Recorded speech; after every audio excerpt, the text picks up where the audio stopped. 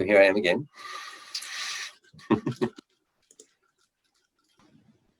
Like to say good morning, good early morning to our friends in North America, South America. Good afternoon to our friends in Europe, Dubai. Good early evening to our friends in India. Good evening, kalyanamitta in Malaysia, Indonesia, Japan, Singapore. And good late evening to a couple of friends in Australia. Over 160 people have joined us this evening, which is, I think, maybe a new record. So I'm glad you have come to join listening to this Dhamma sharing. Hope that I will be able to say something useful. JC, do we have a question? Ajahn, can you share how we should contemplate attachment so that we may progress towards overcoming it? Thank you. This is a very good question, and I like it when people ask good questions. How to contemplate attachment so that we can overcome it.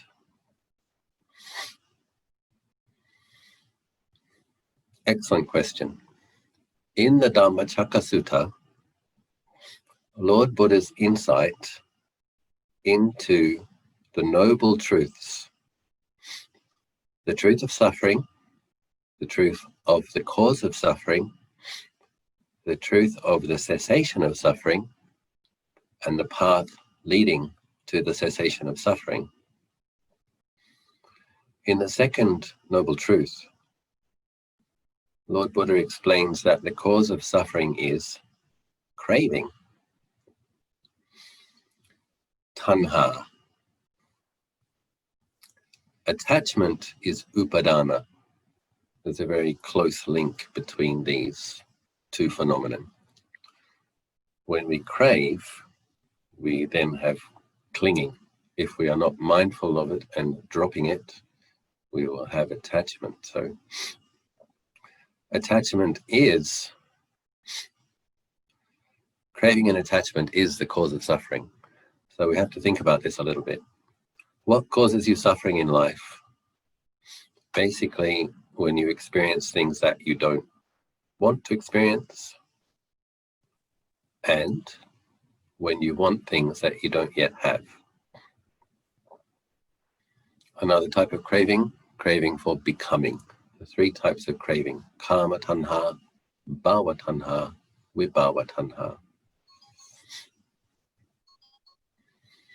How do we contemplate craving in order to let go of it? So oftentimes with basic Buddhist teachings, it's the same teaching, same process, same methods, but looking from a slightly different angle. Essentially, when Lord Buddha instructs Buddhists that the minimum standard for a good, diligent, practicing Buddhist is to keep 5 precepts. So some people break the precepts sometimes. We understand that it is a training. So we train in breaking them less often. We train in being mindful of the consequences of what happens when we break them. Lord Buddha says that if we keep them strictly, we will experience freedom from remorse and the quality of clarity and well-being will deepen.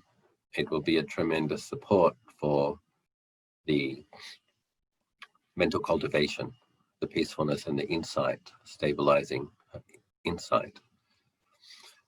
So essentially, another part of practice, of course, is the commitment then to daily meditation. So right here, you already have your becoming aware of attachment package.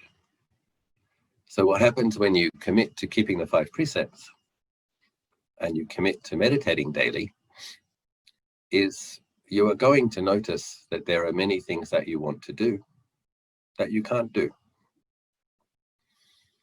What happens when you want to do something and you can't do it any longer? You should notice that craving swells in the mind. And then, the justifying mind, maybe just once, maybe just one more time, the kind of negotiating, pushing the envelope. But the training is to be mindful of the craving.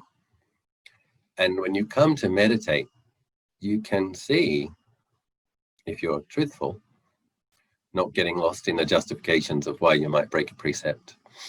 If you're genuinely deeply committed to keeping them, as Lord Buddha encourages us, you will see how much you really, really want to do something.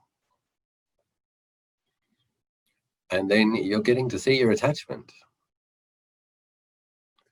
And in all sorts of areas, in the area of right speech, it's not just not to tell lies. It's not to practice harsh speech.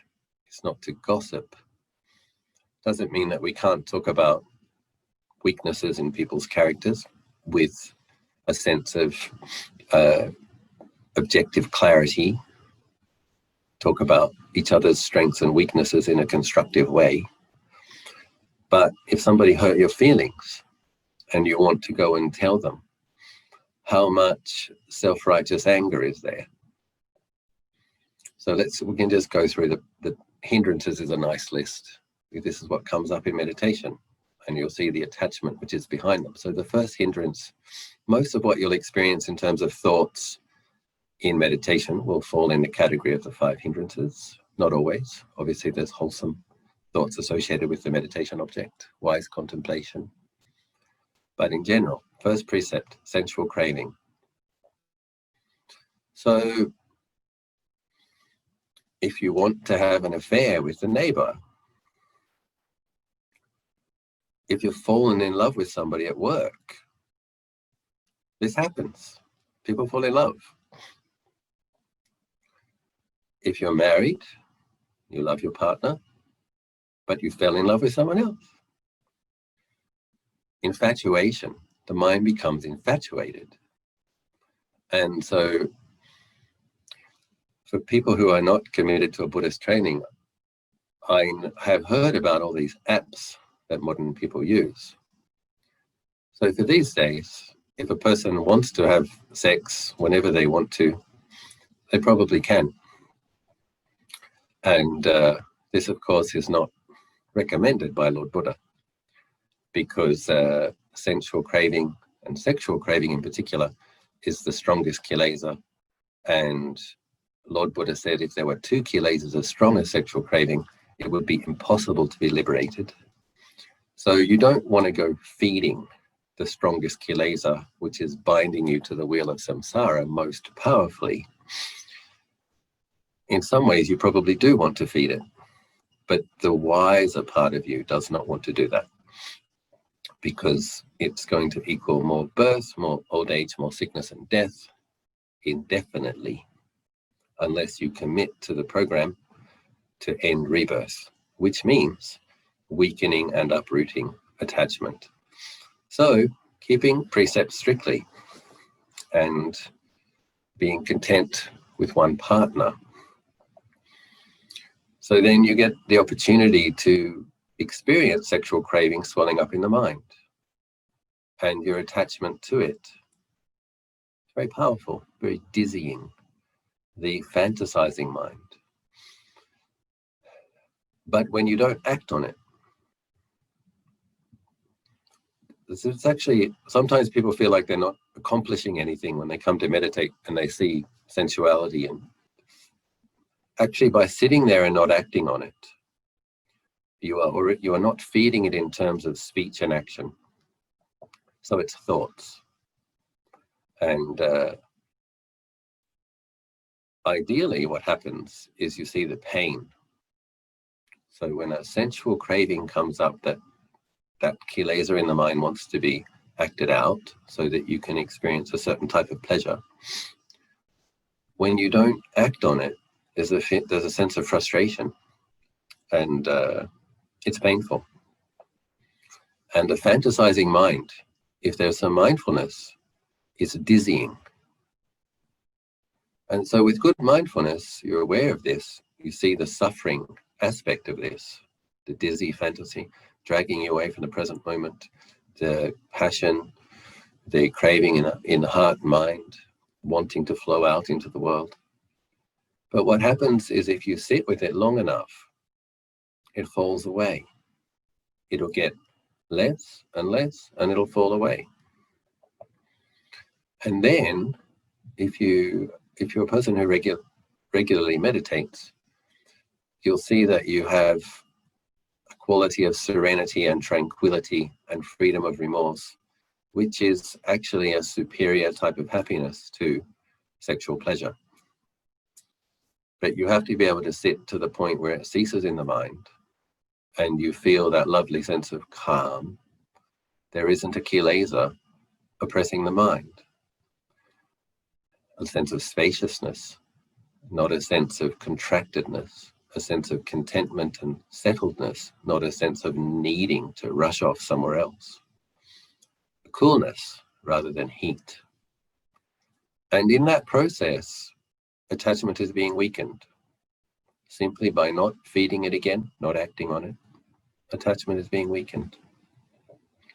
With regards to the precept of intoxication, I think in these days you would have to add in entertainment, types of entertainment and distraction on the internet.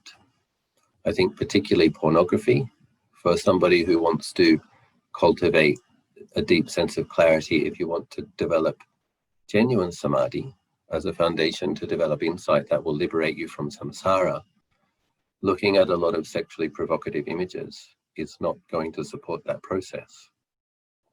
It's intoxicating and it feeds the sexual craving, and that will not make this kilesa weaker in your mind.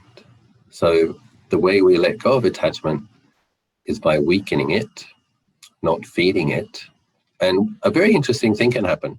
Sometimes when you decide to keep the precepts more strictly, it seems like you have more kilesa, more desire comes up. It's important to understand that this isn't anything going wrong. This is the kilesa protesting. This is the kilesa getting upset. They do want to be reborn. These that we've made karma with, they don't want to leave. Ajahn Mahabua talks about this in a lot of his Dhamma talks. The kilesas are very powerful energies. When we've acted on them in the past, we've made karma with them. That means they come back again in our minds with some strength. So it's sometimes described as like a tiger being put in a cage.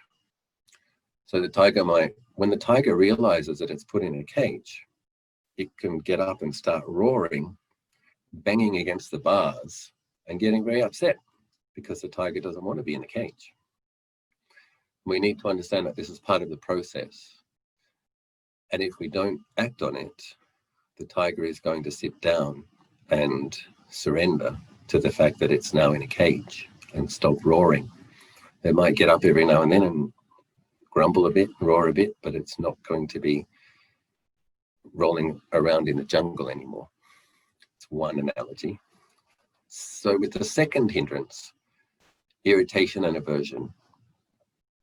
So when people hurt our feelings, or people don't appreciate us as much as we think they ought to, children don't take your advice, a husband doesn't take your advice, a wife doesn't take your advice, etc. Your boss doesn't appreciate how hard you work.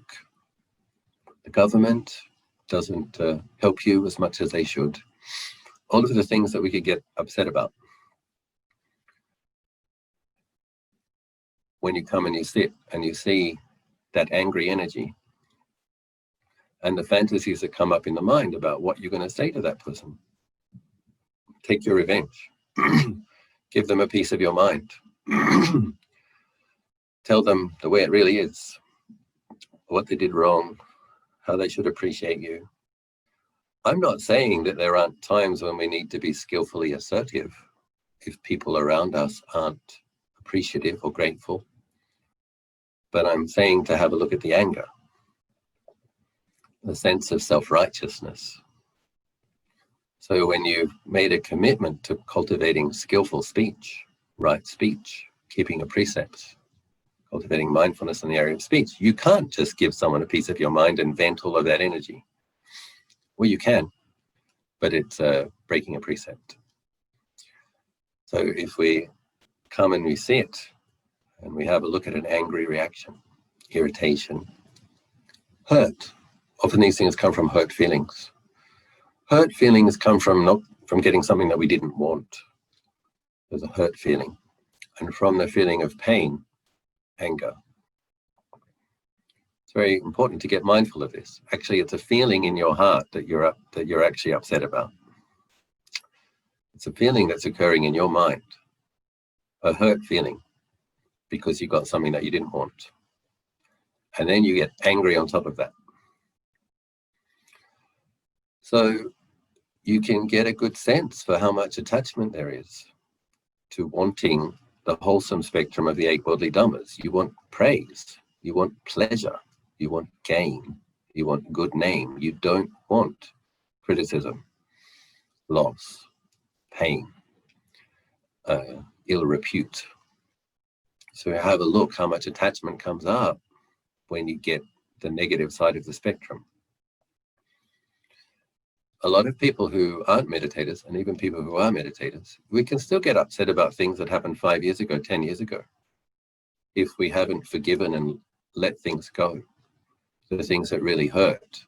So you can see how attached you are to getting praise and appreciation and pleasant feelings, and how much aversion you have to having got the opposite. So then we can get a good look at this grudge energy, holding a grudge. We're very fortunate as Buddhists because we have the remedies. We can contemplate karma. People said and did the things to us that they did because we did similarly in the past. Accepting karma, practicing forgiveness, it's a process, it takes time. But if we do accept karma and if we do forgive, we relieve ourselves of the pain of the grudge. And this is weakening attachment. But what I'm pointing to here is when you come and you sit, you have a look at that attachment and see how strong it is. You think it again and again and again. What your daughter did, what your first husband did, what your even presidents and president-elects and the ones we like, the ones we don't like, how upset the mind can become when we don't get what we want. Then practicing forgiveness or practicing patience, allowing the attachment to cease. It doesn't feel like it necessarily in the middle of the experience. And this is where a certain amount of faith and understanding of the process is important. When you don't act on anger and irritation, just as when you don't act on craving for pleasure, it's weakening the attachment.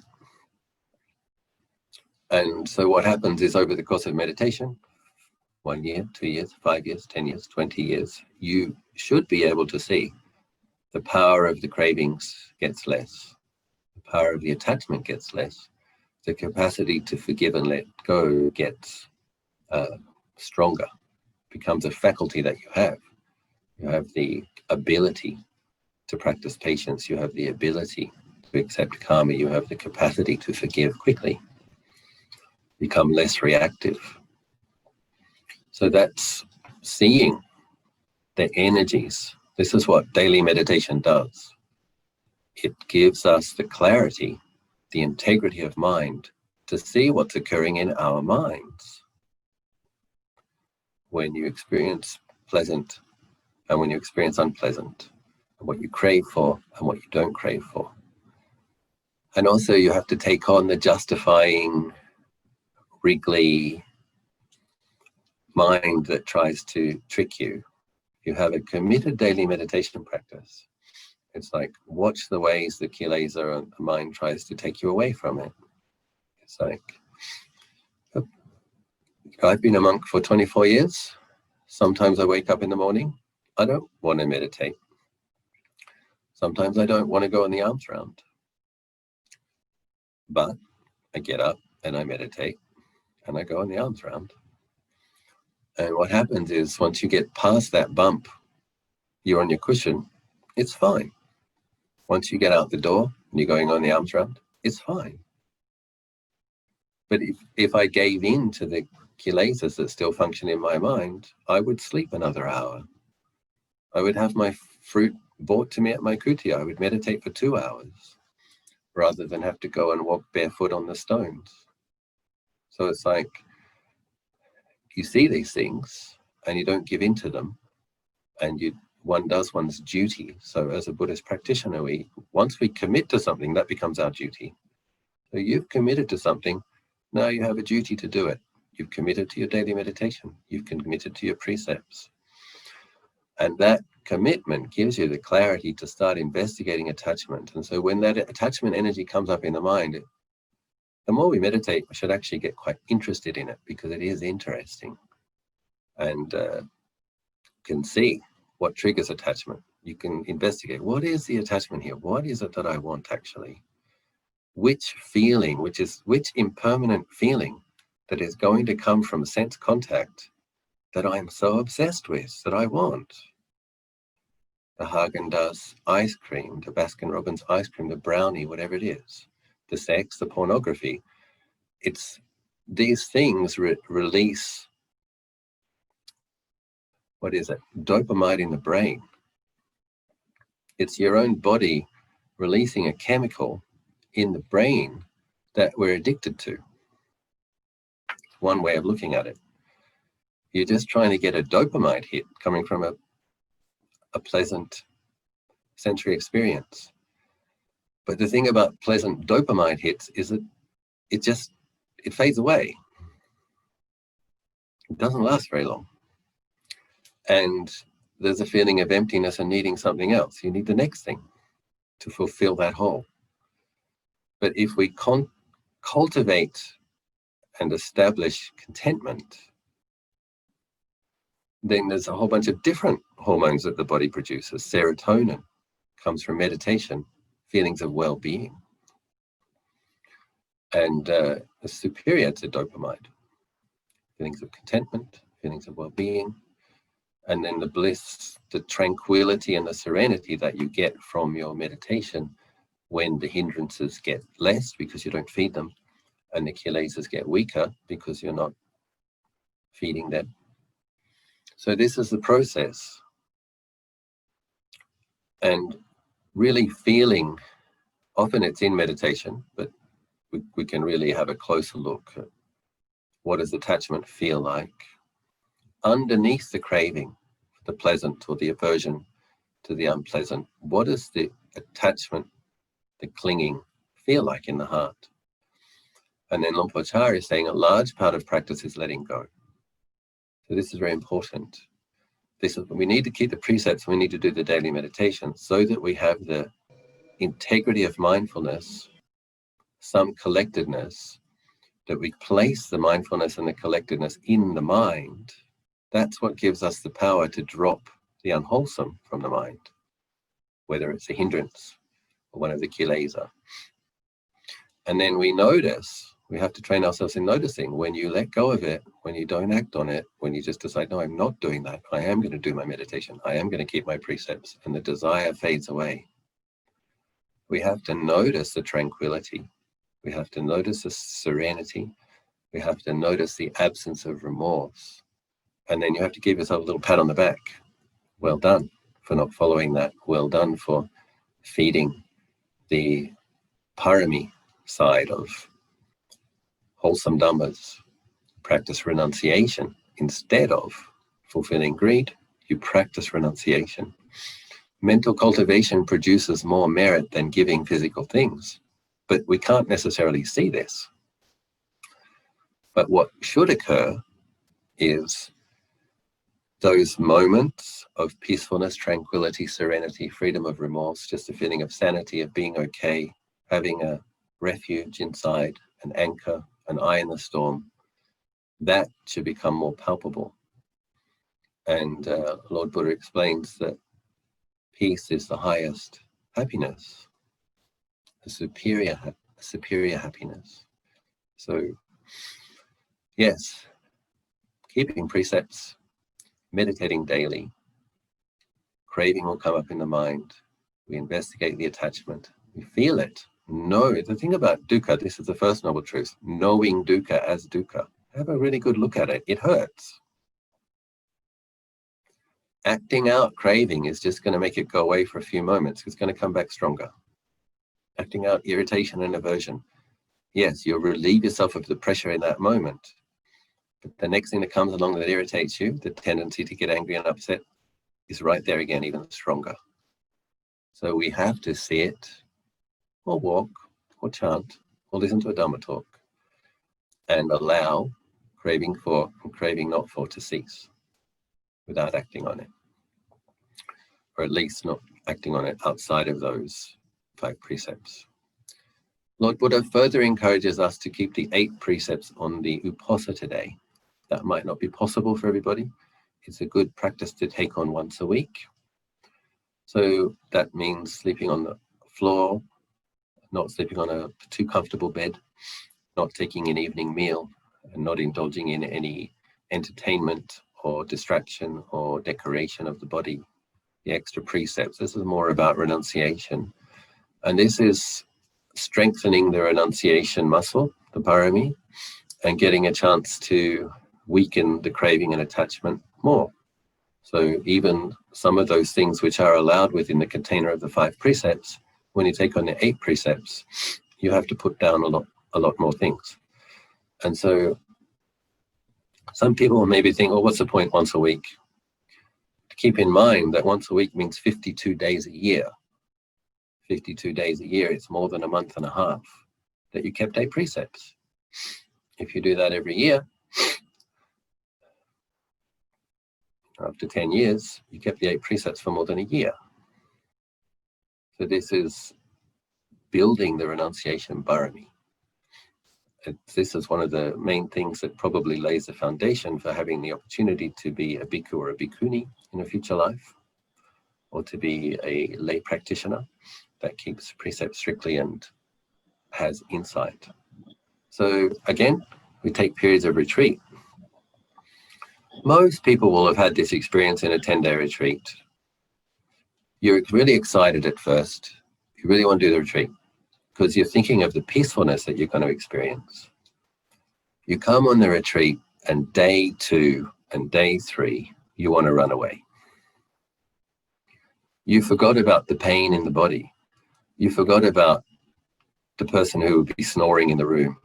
You forgot about how sleepy the mind is when you get up early in the morning.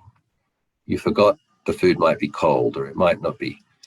You're so excited to come on retreat, and then you're there, day 2, you just want to leave, can't stand it. Didn't think it would be like this, didn't remember it like this. So that's when the craving and the attachment comes up in the mind. You're attached to your bed, you're attached to your favorite foods, you're attached to sleeping a bit more, you're attached to your coffee, attached to entertainment, all of those things. And then what happens if it's a 9-day retreat, 10-day retreat? By day 5, day 6, day 7, you start to experience deeper periods of peacefulness. Why? Because you didn't act on the craving for and the craving not for, and you kept coming back to the sitting, going back to the walking, listening to the Dhamma talk, doing the chanting. So you generated more and more mindfulness. You patiently endured craving, and you let go of some attachment. And then what usually happens, I've taught many retreats by now, what usually happens, day 9, day 10, end of the retreat, everybody is so happy. Why are they happy? Actually, you're happy because the power of attachment has been weakened. The mind feels light, feels joyful. It doesn't feel oppressed. And then everybody rushes back to all of their old habits, completely embracing them. Forgetting that serenity and spaciousness and joyfulness and radiance came from keeping precepts more strictly, meditating more, indulging craving less, But at least you get to see it in that 9 or 10 day period. You get to see craving swelling up in the mind. Can't stand it, want to leave. Don't leave. Keep putting forth the effort. Relinquish the craving. The amount of attachment in the mind gets less. The mind starts to experience deep states of collectedness because the kilesa aren't pulling it away from the moment out into the world. You surrender to just being with what is as it is. Contentment, the power of contentment, the power of sense restraint, these things that lead to right collectedness. So, yeah. Other hindrances, the sloth and torpor. So how much we want to sleep, we want to just annihilate, we just want to indulge in the dull, fuzzy pleasure of sleep. But when you're committed to meditating, you have to work through some sleepiness. Can't do it. Restlessness, agitation, it's kind of quite painful stuff actually. Anxiety, worry, and then doubt. The good mindfulness, we see the pain, the dukkha involved with these things, and we train ourselves in seeing them as a hindrance, putting them down, at least for periods of time. And so this is where the daily practice is very important, because quality of mindfulness builds slowly over time with consistency. And if we stop and start, it's like we have to start all over again. So the consistency is very important. And this is what will help us to see what we are attached to, have the clarity to investigate exactly what it is we're attached to, which pleasant feeling we wanted, which unpleasant feeling we didn't want, and practice relinquishing some of that attachment and accepting the way things are. It's like this. Ajahn Sumedho often says, it's like this, rather than contending. Contentiousness is one of the kilesas. It shouldn't be like this. It should be like that. Why is it like this? Why is it like that? Ajahn Sumedho is saying, it's like this. And then we stop contending with the way things are. Abide with the way things are with a peaceful and wise mind. Then attachment weakens and falls away. When we weaken our attachment by not feeding it, practice letting it go from the mind, this is ripening the mind for insight. Attachment, you can see attachment and craving as blackness, darkness. You can see mindfulness and peacefulness, mindfulness with clear comprehension as light. And so the more mindfulness and clear comprehension we bring to our experience, the more we let go of craving and attachment, then the darkness in the mind is reducing, and what's happening is those 5 spiritual powers are getting powerful enough that they're going to penetrate. They're going to be able to penetrate through the veil of ignorance, because it's ignorance that the craving and the attachment is based upon, perceiving of the body as a self, because we don't know it as it really is. But the more clarity that comes from not acting on attachment and craving, the more radiance the mind develops from keeping precepts, being generous, meditating, then those spiritual powers are getting powerful enough to be able to glimpse into ultimate reality, deathless, unconditioned, glimpse pure mind for moments in the beginning. And then you have great faith that this training, you too can experience what Lord Buddha experienced, a purified, liberated mind. Experience it in a moment in the beginning, and then for periods, and then a deep, deep insight, after which the mind will never be able to go back to that degree of greed, hatred, and delusion after the stream entry experience. So that's what contemplating attachment and letting go of attachment leads to. It leads to having periods where the mind is above attachment, not dragged down by it. And when the practitioner experiences that, then they really know that the peace of samadhi, the peace of mindfulness and wisdom, being able to let go, and ultimately the peace of nibbana, there's no comparison. That's true happiness. And the things that a person used to crave for, they will no longer crave for, because they will see them as suffering, have a suffering nature. So I hope I was able to answer that question to some degree. And I wish you and myself all the best in our continuing practice, going beyond the power of craving and attachment. Then question 2. Dear Ajahn, I am originally from Patan in Nepal, and I was quite surprised to see that you have a small stone sculpted chedi from Nepal on the hill in your monastery. How did this come to be? Okay, so we had the intensive Dhamma reflection. Now we can have the little fun story.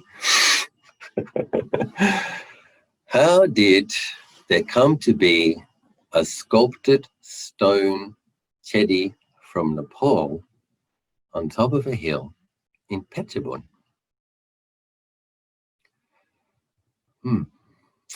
So, trying to remember exactly when. Okay, after my 8th Pansa, 8 years as a monk, 16 years ago, I went to Nepal for the first time, Kathmandu. No, that's not true. I went to Nepal for my first time on 6 Pansas. My 6th Pansa, I went to the 4 holy sites, and by the time I got to Kathmandu, I had one of those terrible flus that people can catch in northern India. So although I was in Kathmandu, I was in the hotel with a runny nose. But I remember feeling that it was quite beautiful and I wanted to go back. So I had the opportunity. A good friend invited me and my younger brother came with me and we went to Kathmandu. And I had a couple of questions about Vajrayana Buddhism. I was studying part-time Vajrayana Buddhism, and I wanted to chat with some of the masters in the Kathmandu Valley. So we went to the big stupas, Buddhanath Stupa and Swayambhunath Stupa. And the woman who invited me, Dr. Rona Kabatsnik, she offered lunch, if I recall. Yeah, brunch. She offered a breakfast lunch meal at the Hyatt Hotel in Buddhanath so that we could then go and practice at the stupa after our meal.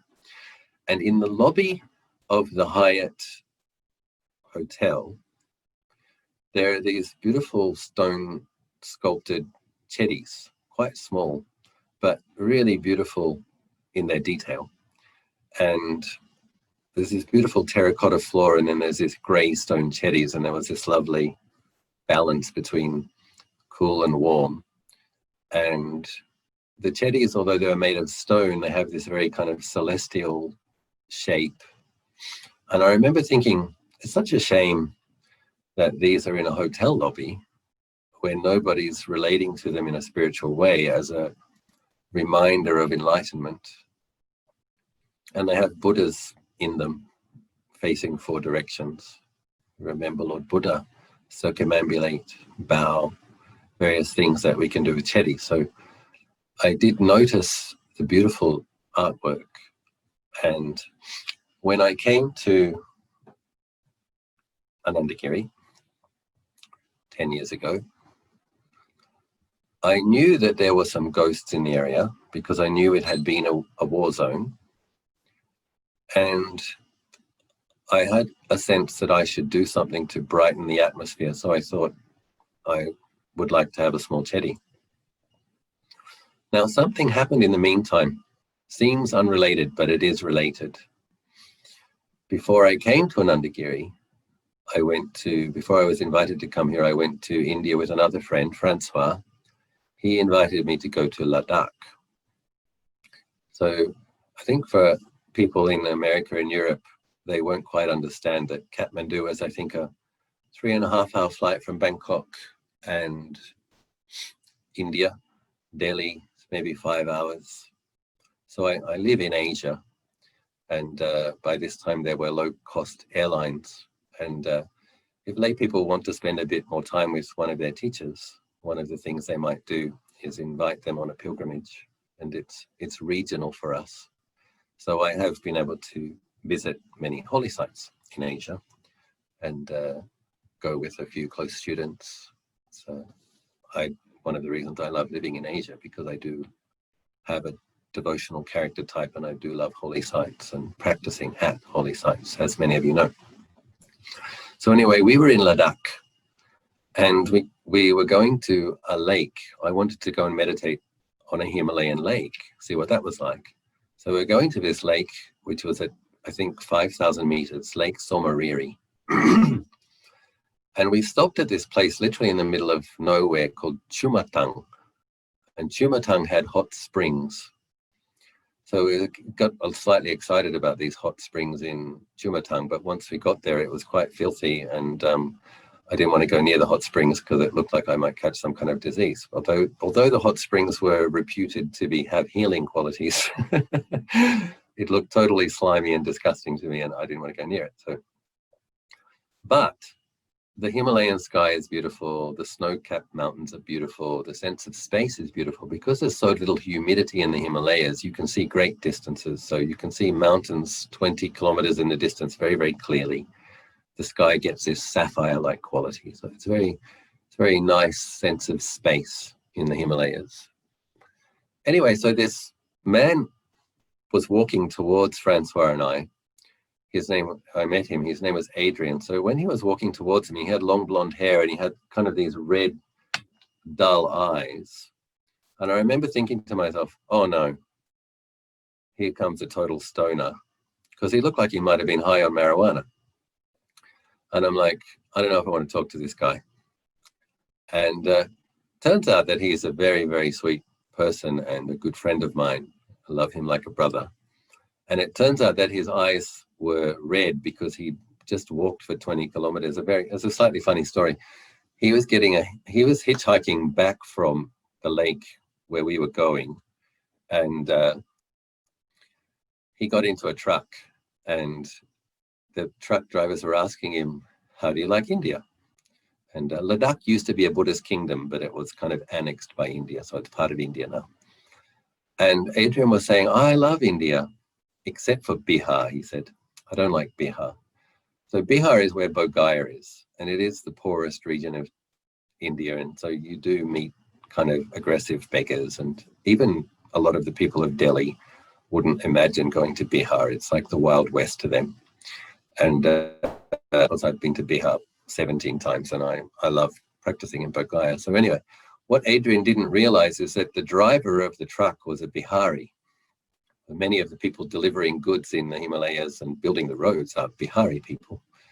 And so the Bihari driver said, this is where you get out and just walk that way a little bit. And it turned out that the truck driver let him out like 20 kilometers before the Chumatang Hot Springs little township, because the Bihari driver was a bit upset with him. So he's like, okay, well, you get out and walk. So when I met Adrian, he'd been walking for 20 kilometers in the sun on a Himalayan road.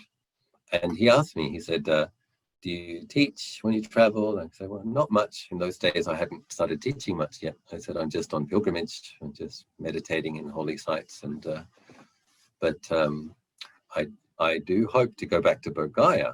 And he said, well, if he's in the area, because he used to take groups of American students on their gap year in Kathmandu and parts of India, studying kind of Buddhist studies and Asian archaeology, things like that. And so I didn't know at the time, but Adrian had studied sculpture with the very artist who made the stupas in the Hyatt lobby. I didn't know yet. And Adrian spoke Nepali, and I didn't know that yet, because Adrian had been taking these groups to Nepal for many years. And so it was a year later when I was in Bodh Gaya and I wasn't able to find an attendant from Thailand, and I was going to stay for 6 weeks. Adrian was available, and Adrian came and was my attendant. So he would offer me some cookies and an orange in the morning, and then I'd go and meditate until lunch at the Bodhi tree. And it just came up in conversation that he studied sculpture in Nepal. And I said, oh, I really love the stone sculpture of Nepal. I was very impressed by these these chedis in the lobby of the Hyatt. Not just the chedis in the lobby of the Hyatt. These little chedis in the Kathmandu Valley are on the side of the road, and they're in courtyards, they're in the kind of families' courtyards. And they're just full of sacred symbols. Like a part of the chedi is like a lotus, and then you have 4 Buddhas facing 4 directions, and then you have another lotus. It's just symbols of enlightenment and Buddhas, and they're very kind of elegant and small, but beautiful detail. So I just loved the care and the symbolism and the lovely natural element. So I mentioned to Adrian, oh, I loved those. I saw them in the lobby of the Hyatt, and he said, well, I know the sculptor who made those. I studied with him. And so then when I came back to Thailand, I got invited to an Undagiri. I was at an Undagiri. I remember thinking I would like to have a chedi so that we can enshrine relics, enshrine amulets, dedicate merit to the ghosts, brighten up the atmosphere a little bit. And it turned out that Adrian was very happy to liaise. And Adrian spoke and translated for the artist, Mr. Jaya Raj Bajracharya. And I think I just saw a moment ago, we have the lady who asked this question, whose surname is Bajracharya, a Nepali lady. She has to go because she's still working in the hospital. Okay, yeah, she's working in the NHS in England, yes. So anyway, Adrian liaised with this artist. So this artist's family were the sculptors to the royal family in Nepal for many generations. And unfortunately, the royal family in Nepal came to a sad end in recent history. But there's no longer a functioning royal class there. But the artists still produce their artworks. And so Adrian was able to liaise, and a French woman, friend, student, Anne-Marie, was happy to sponsor. And so we did need to make some tweaks. We put Sariputta and Moggallana and Dhamma wheels instead of large-breasted female bodhisattvas in making it more suitable for the conservative Thai forest tradition. We put the 5 Buddhas and Sariputta and Moggallana and Dhamma wheels on the lower section. And yes, and so we were actually able to fly it in on Thai Airways. I think it was 2 ton. And another student, Anne, Francois' partner, paid the import tax, helped us get it through customs. And so, yeah, but you can see these, I think there are some karmic connections, and also a particular type of merit, perhaps, that if you see something that you appreciate, and then a couple of years later, without much difficulty, you're able to have that thing in the monastery. There's probably several things there. I would say an auspicious karmic connection with Kathmandu and that artist family, and a certain amount of merit probably coming from paying respects to holy sites and appreciating holy symbols and relating to them in a skillful way in the process of purifying the mind. So yes, we came to have this beautiful Nepali stupa, and Ajahn, we actually mixed in 3,000 amulets with the concrete. So in Thailand, there's a bit of greed around amulets, and a lot of people were donating amulets. And there's this idea that if you bust open the bottom of a chedi and you get the amulets, you can sell it for a lot of money. And so I didn't want anybody to think that. So I just mixed the amulets in with the concrete so that there'd be no way of getting them out. It's just put them in there instead of stones. And so put about 3,000 amulets, and then Ajahn Pasano came, and Ajahn Anand gave us some relics, and Ajahn Pasano came and supervised the enshrining of the relics. And I didn't know it at the time that there were many more ghosts than I had realized, and that building a chedi was going to be something that I was going to have to do again, at quite a larger scale. But that beautiful Nepali chedi is situated in front of what will be the abbot's new kuti, and it will be a lovely, if everything goes to plan, keeping in mind that it's samsara, if everything goes to plan, I'll be sitting in front of a Buddha statue when I give these Zoom teachings, and my view out the window will be the Nepali chedi with pine trees and mountains behind it. We'll see. And I might be able to turn around my screen and show you the Nepali chedi in about a month or so, if things go as planned. So that's how we came to have a hand-sculpted masterpiece of traditional Newari art on top of our little hill in Phetchabun. John, I have the lovely pictures. Yeah, have a picture Of the chedi. I remember I couldn't believe it. Adrian's like in my room giving me my orange and cookies for breakfast, and I'm like, what? You studied sculpture with this artist and you speak Nepali and you're happy to translate? It was like, wow. And this is, I believe this is Adrian, right, Ajahn? Yeah. Jayaraj Bajracharya is the sculptor. Adrian was I called him, what do I call him? My Nepalese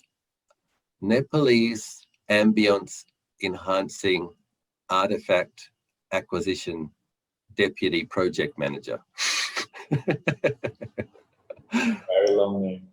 Yes, the Nepalese ambience enhancing artifact acquisition deputy project manager is right there, Adrian, the long blonde-haired man who married a Nepali woman and who now spends half his life in Kathmandu Valley. You know, he's got a meditation hut actually up in the mountains. Very nice person. And I do believe that this chedi did help a few ghosts to reduce their karma, increase their merit, and attracted a few more devas. But then a couple of years later, as I've told in previous sessions, I had a dream or a vision of many, many, many thousands of ghosts waiting in front of the monastery, still needing some help. And then we initiated a much larger chedi. So that chedi is about 3 meters tall. And the most recent one is 23 meters tall. That chedi had 3,000 amulets, and the larger chedi had 300,000 amulets.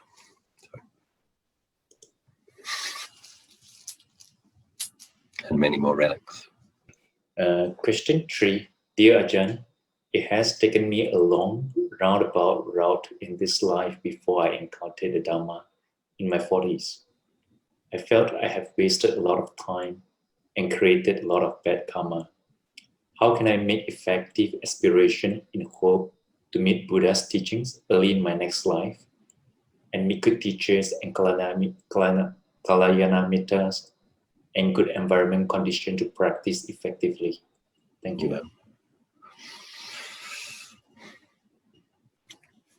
So the most powerful cause for being born in a place where you can practice and have kalyanamittas, the aspiration is a part of it. So having clear intention is important. But the most powerful cause for meeting with the Buddhist training and the Buddhist practice tradition and with practitioners is practice. So essentially, we have to do as much practice as we can.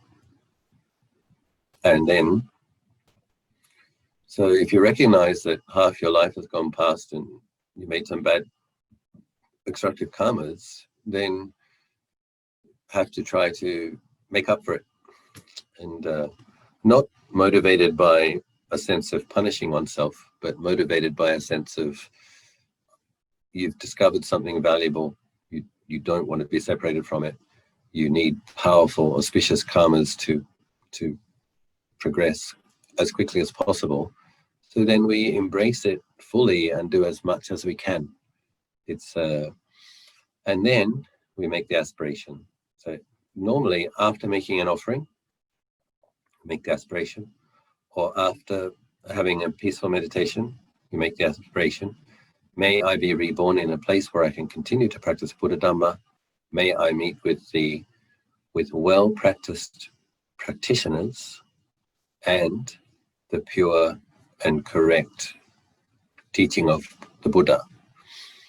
So several things. You want to be born in the situation where you can practice. You want to meet well-practiced practitioners, and you want to meet the pure teaching. But we make that aspiration repeatedly. Don't just do it once and get the words right. This is something that we have to do almost daily, setting that intention so deeply. This is what I long for deepest, is to practice Buddha Dhamma and realize liberation, and help others to realize that liberation. So when we sit, we dedicate merit to others, and then we also, due to the merit of having practiced and dedicating merit to others, may my needs also be taken care of. May I be born in an auspicious place where I can practice Dhamma. And I don't think one needs to make the aspiration to be a male or to be a monk, because in different contexts, in different time periods, different people have different opportunities. So when you simply make the aspiration, may I be born in a situation where I will be able to practice and where I will meet with well-practiced practitioners. That kind of covers it, where I will meet with the teaching. We just kind of think, for example, Visakha, in the time of the Buddha, became a stream enterer at the age of 7, and apparently all of her handmaidens who listened to the same teaching also became stream enterers. So there are different types of ways to practice and to hear the teachings, which are suitable for different people with different character types. It's not necessarily the case you have to be a bhikkhu or a bhikkhuni. The Buddha did say it's the most fertile field of cultivation.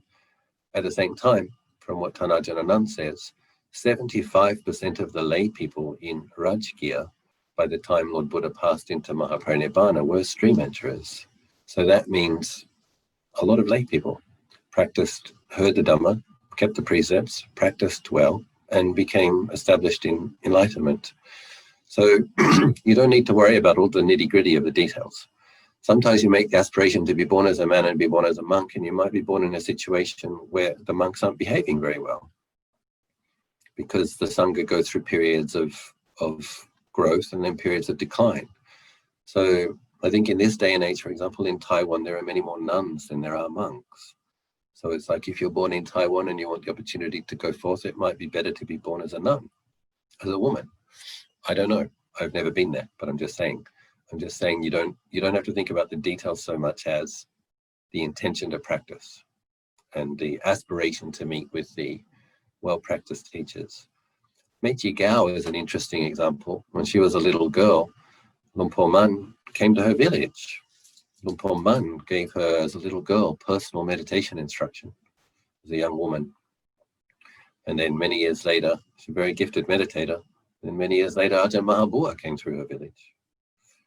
And when she was a nun, many years later, Ajahn Mahabua helped her to develop. And so I'm just taking her example. Her book is available at my website if you want to read it. But the point is, if we have the strong karmic affinity, the aspiration to practice, you can be born as a woman in not a very wealthy family in northeast Thailand, and the greatest arahant can come walking in front of your house every day for a period of time and give you personal meditation instruction. So obviously she had practiced before, and she had a clear aspiration, and she had auspicious karma, so that the teacher, what do they say? When the student is ready, the teacher will come. But what do we have to do to make ourselves ready? We have to practice. So if this person currently meditates once a day, please increase to twice a day, if possible. And if you are able to become semi-retired or retired, then please meditate 3 times a day. And then, of course, opportunities for retreats. So practicing Buddha Dhamma and having insights, valid insights, vipassana jnana, is going to make the deepest connection with the practice and the most auspicious, powerful merit that will lead us to meeting it in every life. And don't waste too much time feeling bad about what happened in the past. That's just kind of a drain on energy. You have to fully embrace the current opportunities right before you today, and the past is gone. Don't feel bad about it. Just keep in mind that there are billions of beings who have not yet met the Buddha Dhamma, so feel grateful for your auspicious karma that you did meet it, and practice as much as you can. Question number 4. Is it bad karma to tell the neighbor to do something about the noisy washing machine, which is extremely loud? Thank you.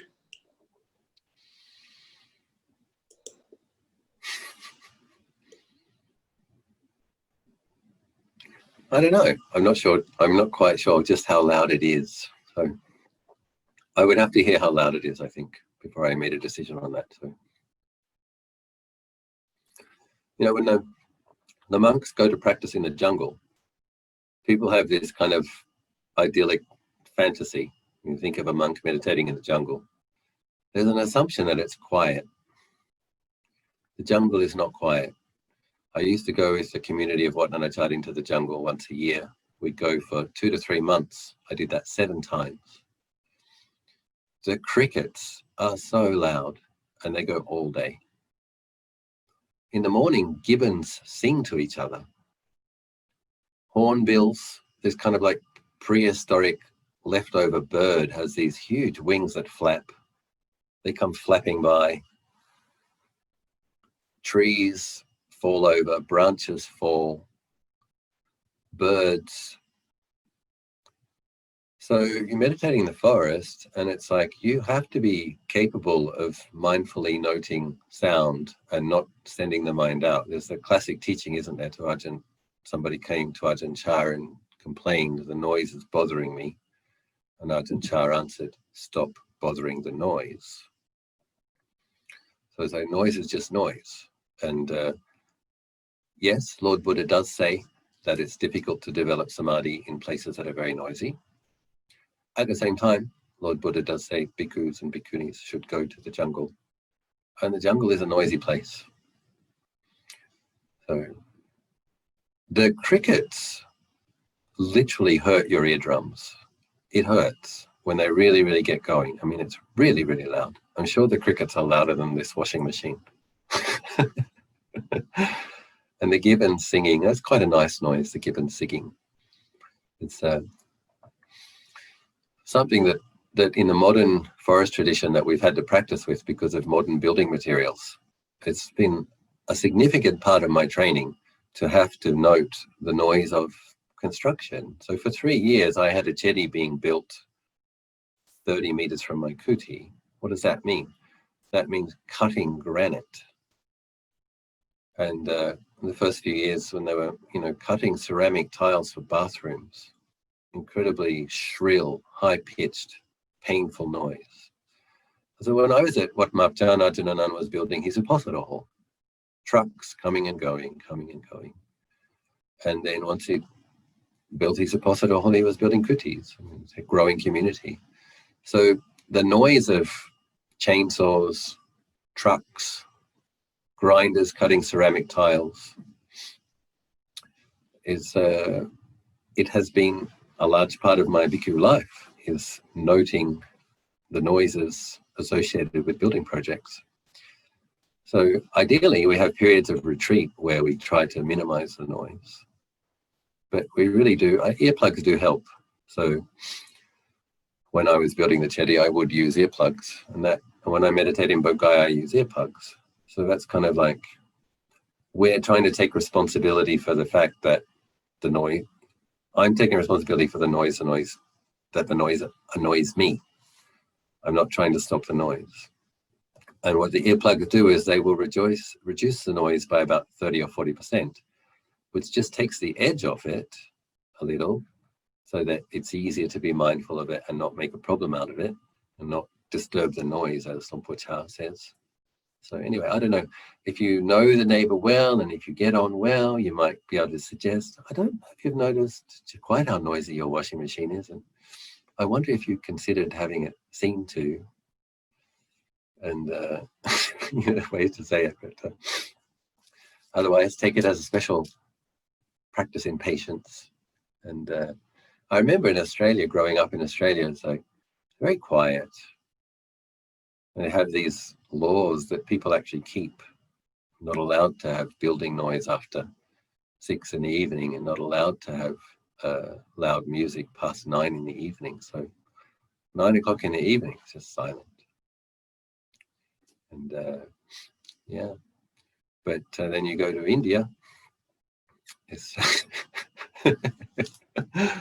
we're practicing in Bodh.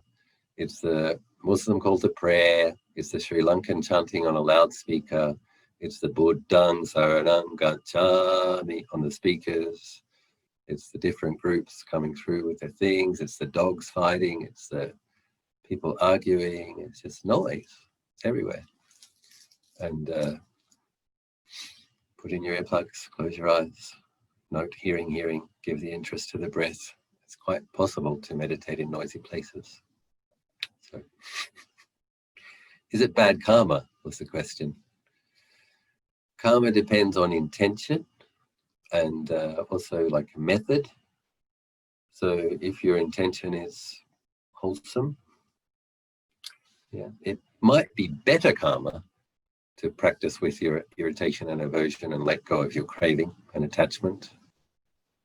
The karma that is developed from mental cultivation is very auspicious and powerful. So, ultimately, it's up to you. If it really annoys you, and if you can say it gently, good, I suppose.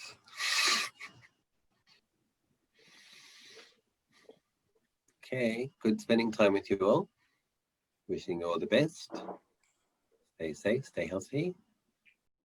Thank you, John. Sadhu. Thank you. John. You're welcome. Sadhu, sadhu, sadhu. Thank you, Ajahn. Sadhu. Thank you, Ajahn.